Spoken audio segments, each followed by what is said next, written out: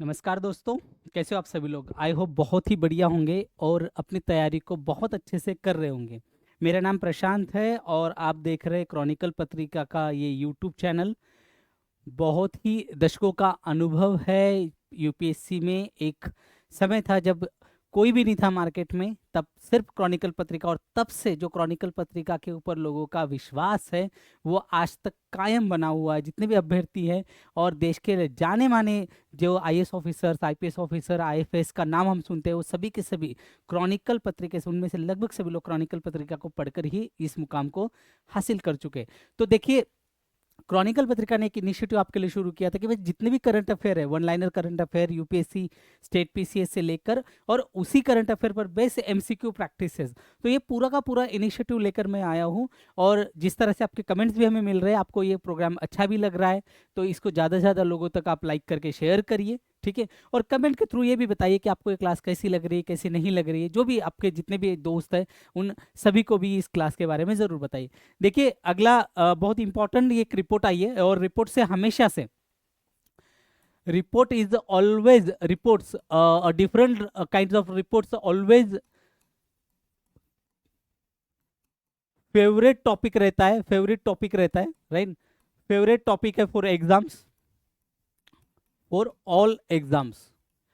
This all kind of reports, जितनी भी reports आती है वो सारी के सारी रिपोर्ट्स जो है बहुत ही इंपॉर्टेंट है एग्जाम्स के लिए। वो चाहे यूपीएससी की एग्जाम हो, स्टेट पीसीएस की एग्जाम हो, वनडे एग्जाम्स हो, लोअर पीसीएस हो, रेलवे हो, एनडीए हो, सीडीएस हो, किसी भी तरह की जो भी एग्जाम्स होते हैं, उन सभी एग्जाम्स में ये टॉपिक बहुत ही इंपॉर्टेंट होता है। तो रिपोर्ट्स को हम देख लेते हैं। वर्ल्ड हैप्पीनेस रिपोर्ट आई है 2025 को लेकर, और ये चर्चा में क्यों है? क्योंकि देखिए, भारत का जो भारत की है, भारत की रैंकिंग में सुधार हुआ है, राइट। भारत की रैंकिंग में सुधार हुआ है। रैंकिंग जो रिफॉर्म मतलब सुधार हुआ है, भारत की जो रैंकिंग है उसमें सुधार हुआ है। और ये सुधार ये दर्शाता है कि किस तरह से भारत अब आगे बढ़कर काम कर रहा है। भारत पूरी दुनिया भर के लिए एक नई मिसाल कायम कर रहा है, तो इसलिए चर्चा में है, राइट।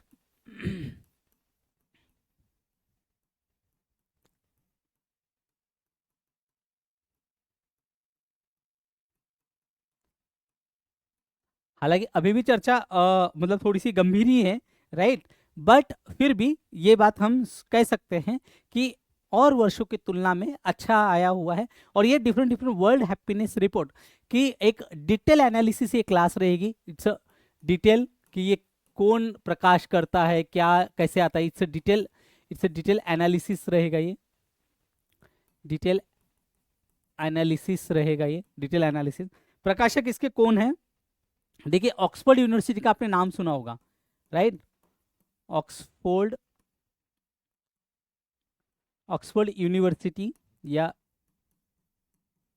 ऑक्सफोर्ड विश्वविद्यालय दुनिया भर की बहुत ही फेमस है। उसका, ऑक्सफोर्ड यूनिवर्सिटी का एक वेलबिंग रिसर्च सेंटर है, वेलबिंग रिसर्च सेंटर है। ये ऑक्सफोर्ड जो यूनिवर्सिटी है उसके अंतर्गत एक वेलबिंग रिसर्च सेंटर है। वो क्या करती है? वो एक गैलप के साथ, राइट, गैलप यानी ऐसे लोगों को करके, एक गैलप के साथ मिलके एक और एक इसमें आता है यूनाइटेड नेशन सतत विकास का और शांति का जो काम करता है यूनाइटेड नेशन, राइट। यूनाइटेड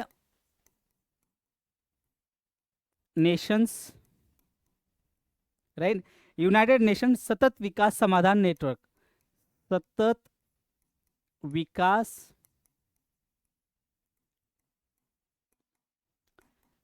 समाधान नेटवर्क, राइट। ये देखिए, ये जो यूनाइटेड नेशन सतत विकास है, सस्टेनेबल डेवलपमेंट सतत विकास, राइट। और ये क्या करता है? एक अल्टरनेटिव समाधान सोचता है, राइट। एक सपोर्ट सिस्टम समाधान, राइट, वो समाधान सोचता है, ऐसा एक नेटवर्क UNSDSN, ये संस्था के साथ मिलके Oxford university, right, Oxford university और उसका वेलबिंग रिसर्च सेंटर, ये इसके साझेदारी से, ये इन सबकी साझेदारी से, इन सबकी साझेदारी से वर्ल्ड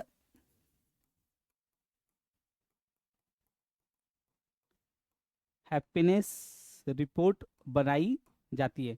जो गैलप है उनके द्वारा ये पूरा का पूरा रिसर्च किया जाता है, सर्वे किया जाता है, और उससे जो है ये रिपोर्ट निकल के आती है। इसका फर्स्ट एडिशन आया था 2012 में,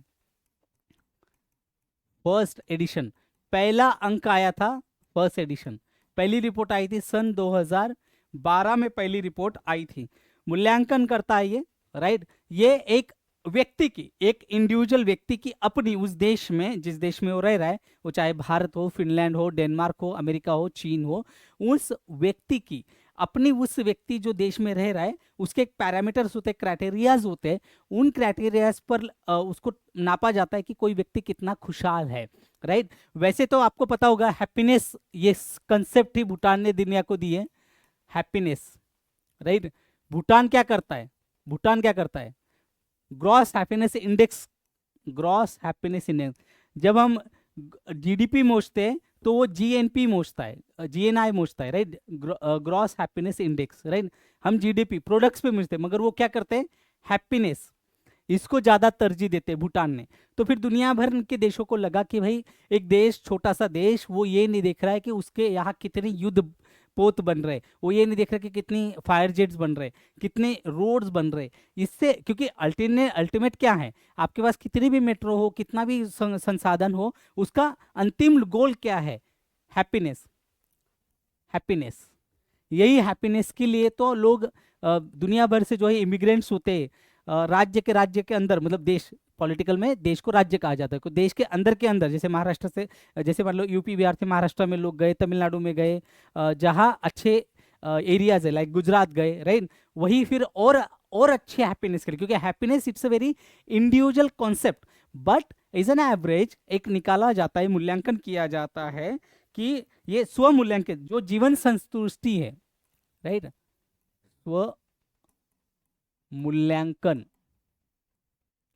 जीवन संतुष्टि, एक व्यक्ति की, एक व्यक्ति का, राइट, एक व्यक्ति का स्व मूल्यांकन कि उसकी जीवन संतुष्टि, राइट, जीवन, आर्थिक और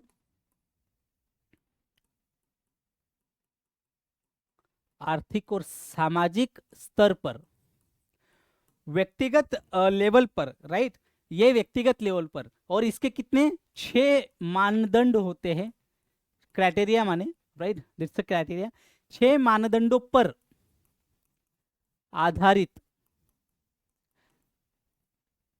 राइट, स्वमूल्यांकन, जो स्वमूल्यांकन, जीवन संतुष्टि, आर्थिक और सामाजिक स्तर पर 6 मानदंडों पर आधारित ये पूरा का पूरा गिना जाता है, राइट। 6 मानदंड कौन कौन से हैं?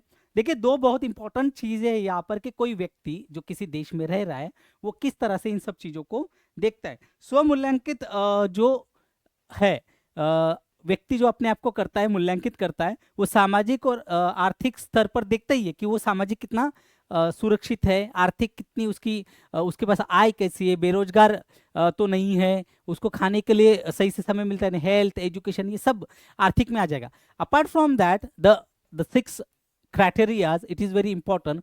तो पहला क्राइटेरिया आ जाता है आपका, राइट, और ये रैंकिंग इन 6 मूल्यों पर आधार, इन 6 मानदंडों पे आधारित रैंकिंग दी जाती है, राइट। किसी भी देश को ये 6 मानदंडों पर आधारित ही रैंकिंग मिलती है। तो पहला मान जो है उसका रैंकिंग, मतलब पहला जो क्राइटेरिया है वो आर्थिक उत्पाद के अंतर आता है। देखिए, आर्थिक उत्पाद, मैंने जैसे कहा ना, आर्थिक, इट इज वेरी इंपॉर्टेंट, आर्थिक उत्पाद, दिस इज द फर्स्ट। अब आर्थिक उत्पाद पे क्या हो भाई, प्रत्येक व्यक्ति, जो प्रत्येक व्यक्ति, इंडिविजुअल व्यक्ति जो है, प्रति व्यक्ति सकल घरेलू उत्पाद, राइट, प्रति व्यक्ति सकल घरेलू उत्पाद। देखिए, इंपॉर्टेंट क्यों है ये, प्रति व्यक्ति, जो एक व्यक्ति की आय है वो किस तरह से कंज्यूम कर रहा है, किस तरह से कमा रहा है, ये सारी चीजें यहाँ पर देखी जाती है। तो प्रति व्यक्ति घरेलू आय जो है, उत्पाद जो है वो बहुत इंपॉर्टेंट है। दूसरा क्राइटेरिया और इंपॉर्टेंट है, राइट, सामाजिक समर्थन, सपोर्ट, सामाजिक सपोर्ट, राइट, एक सामाजिक सपोर्ट है, सपोर्ट, सपोर्ट या समर्थन, राइट। ये बहुत इंपॉर्टेंट टॉपिक है यहाँ पर। क्यों? कि एक समुदाय जो है, समाज जो है, समाज के तौर पर, समाज अथवा समुदाय जिसे हम कहते हैं, अथवा समुदाय में लोगों की एक विश्वास की भावना किस तरह से बढ़ रही है, लोगों की, समाज या समुदाय में एक इंडिविजुअल व्यक्ति की, लोगों की, राइट, समाज अथवा समुदाय में लोगों की किस तरह से एक भावना बढ़ रही है, समाज किस तरह से विश्वास बढ़ रहा है, विश्वास बढ़ रहा है, विश्वास, ये बहुत इंपॉर्टेंट है कि एक समाज के तौर पर अगर रात में भी कोई लड़की अकेली घूम रही है तो उसको एक समाज, ये उसको एक विश्वास होना चाहिए कि समाज मेरे साथ बुरा नहीं करेगा, मेरे लिए खड़ा रहेगा। तो ये चीज, विश्वास की भावना, राइट, विश्वास की भावना कैसी है, भावना कैसी है माने उसका क्या स्तर है, कैसी है, क्या स्तर है, क्या है या नहीं, ये सारी चीजें यहाँ देखी जाती है। बहुत इंपॉर्टेंट है ये, समाज में किस तरह से भावना बढ़ रही है लोगों के बीच में। तीसरा इंपॉर्टेंट पॉइंट यहाँ आ जाता है, देखिए ये हो गया आपका आर्थिक, हो गया सामाजिक, हो गया, फिर इंडिविजुअल आता है स्वस्थ, राइट, स्वस्थ जीवन प्रत्याशा, मतलब लाइफ कैसी है, स्वस्थ जीवन प्रत्याशा, कि आपको हेल्थ सेक्टर से जुड़ा हुआ आ जाएगा ये, राइट, हेल्थ, राइट, स्वस्थ जीवन प्रत्याशा माने एक व्यक्ति को आरोग्य सेवा कितनी है, आरोग्य कैसा है उसका, स्वास्थ्य कैसा है उसका, राइट, स्वास्थ्य सेवाएं कैसी है,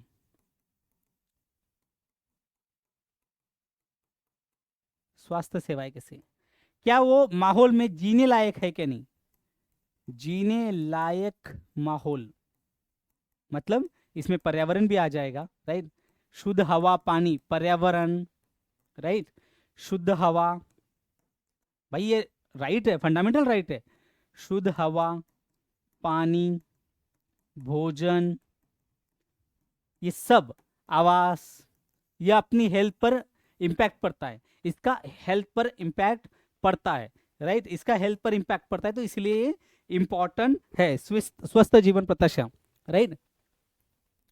अगला पॉइंट आ जाएगा, अगला पॉइंट आपका आ जाएगा, राइट, ये तीसरे के बाद आ जाएगा चौथा, चौथा पॉइंट आ जाएगा जीवन में विकल्प चुनने की विकल्प,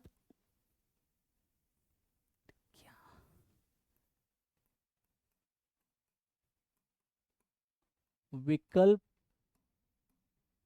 चुनने की आजादी या स्वतंत्रता, आजादी, विकल्प चुनने की आजादी, स्वतंत्रता, किसी व्यक्ति को, जो भी व्यक्ति को अपने जीवन में अपने लिए विकल्प चुनने का अधिकार। अब ये कैसे होगा, अब इसमें कई सारी चीजें आ जाएगी, क्या क्या आ जाएगा, भाई रोजगार है, राइट, खान पान, कैसे कपड़े पहनना है, पहनावा, किससे वो शादी कर रहा है, राइट, ये सब, धर्म चुनने की आजादी, प्रार्थना करने की आजादी, नहीं मन है तो नहीं करने की आजादी, ये सभी आजादी, विकल्प चुनने का, काम की आजादी, मेनी आजादी, राइट, इसको आप फंडामेंटल राइट से भी देख सकते हैं, एफआर से भी देख सकते हैं, पॉलिटिकल जो हमारे कॉन्सेप्ट्स है, कॉन्स्टिट्यूशन, इसकी आजादी कोई देश दे रहा है कि नहीं, कोई फ्रीडम ऑफ स्पीच है कि नहीं, कोई व्यक्ति सरकार की आलोचना कर सकता है कि नहीं, सरकार के खिलाफ बोल सकता है कि नहीं, लिखने की, बोलने की, घूमने की, ये नहीं कि महाराष्ट्र सिर्फ मराठियों के लिए है, नहीं नहीं, अमेरिका सिर्फ अमेरिकन के लिए है, इस तरह की आज़ादी है कि नहीं, कि जो व्यक्ति जहां चाहे मर्जी बैठ सकता है, रह सकता है, खान पान कर सकता है, उसे कुछ खाने का अधिकार है तो वो खाने का अधिकार आबादित रहे। उसे अगर पूजा करने का अधिकार है,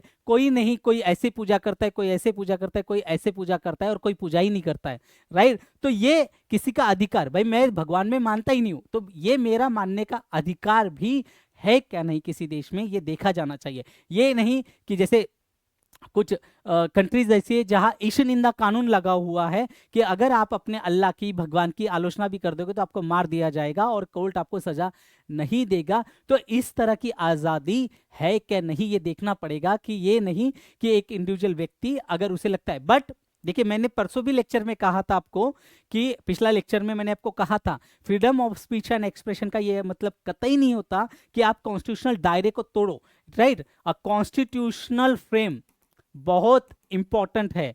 a constitutional frame, it is very important, क्योंकि आप किसी की आलोचना कर रहे हो, व्यक्ति की आलोचना, राइट, व्यक्ति की आलोचना भी कर सकते हो but with in constitutional frame. But नीतियों की आलोचना, नीतियों की आलोचना, ये दो अलग अलग चीजें, राइट। और आपको यह भी समझना पड़ेगा, किसी व्यक्ति से सवाल पूछना, सवाल पूछना ये हक है हमारा, ये हक है हमारा। किसी व्यक्ति से सवाल पूछना, वो चाहे प्रधानमंत्री हो, मुख्यमंत्री हो, कोई मिनिस्टर हो, तो इसका मतलब ये नहीं कि कोई व्यक्ति देशद्रोही नहीं हो जाता। सवाल पूछना, मगर व्यक्ति की आलोचना आप किस स्तर पर जाके कर रहे हो, राइट, किस स्तर पर आप कहीं हमला किस स्तर पर कर रहे हो, ये देखना पड़ेगा किस स्तर पर। तो कॉन्स्टिट्यूशनल फ्रेम कभी भी ब्रेक नहीं होनी चाहिए, ये बहुत इंपॉर्टेंट है। तो यही ये पांचवा, चौथा जो विकल्प है, विकल्प भाई वो शादी जिससे मर्जी करे, उसके लव जिहाद जिहाद करने की जरूरत नहीं है, राइट। शादी करना एक जो बालिक व्यक्ति है वो चाहे जिसी से शादी कर सकता है, वो उसका अपना व्यक्तिगत चॉइस है। वो चाहे कैसे कपड़े पहने, उसकी अपनी व्यक्तिगत चॉइस है। ये क्या खाए क्या नहीं खाए, वो अपनी व्यक्तिगत चॉइस है। किसी को मांसाहार अच्छा लग सकता है, किसी को शाकाहार। और देखिए, मांसाहार शाकाहार बहुत ही इंडिविजुअल और इन्वायरमेंटल बेस्ड चीज है। जो समंदर किनारे रहते, ऑब्वियसली अब उनके यहाँ मिलता ही वही फूड है, तो वो फूड वो खा सकता है। उसको हम धर्म के तराजू से तोल नहीं सकते, तोलना भी नहीं चाहिए। तो ये विकल्प चुनने की आजादी बहुत जरूरी है। उदारता, उदारता ये भी बहुत इंपॉर्टेंट है। उदारता धर्मार्थ गतिविधि में, खास करते धर्मार्थ, धर्म गतिविधि या धर्म के संदर्भ में, या धर्म के संदर्भ में, धर्म के संदर्भ में भाई किसी को कैसी पूजा करनी है, क्या करनी है, वो उसका व्यक्तिगत राइट्स है। किसी को मंदिर में जाना अच्छा लगता है, किसी को मस्जिद में जाना अच्छा लगता है, किसी को चर्च में, और किसी को तो कहीं जाना अच्छा नहीं लगता, तब भी उसके अधिकारों की रक्षा होनी चाहिए। भारत में ही कई लोग अपने आप को एथीस्ट घोषित कर चुके कि हम किसी धर्म में नहीं बिलीव करते। अच्छी बात है, मत करो भाई, उनका अपना व्यक्तिगत राइट्स है। अगर कोई धर्म पे बिलीव करता है तो उसका अपना व्यक्तिगत अधिकार है, धर्म, आस्था, पूजा पाठ करना। और कई लोग जैसे आर्य समाजी जो लोग हैं, वो धर्म पे तो बिलीव करते हैं पर वो मूर्ति पूजा नहीं करते। भाई वो धर्म पे बिलीव है उनका। जैसे हिंदू धर्म के अंदर ही हम चीजें देखें तो हिंदू धर्म के अंदर ही आर्य समाज है, आर्य समाज वो क्या कहता है, मूर्ति पूजा का विरोध।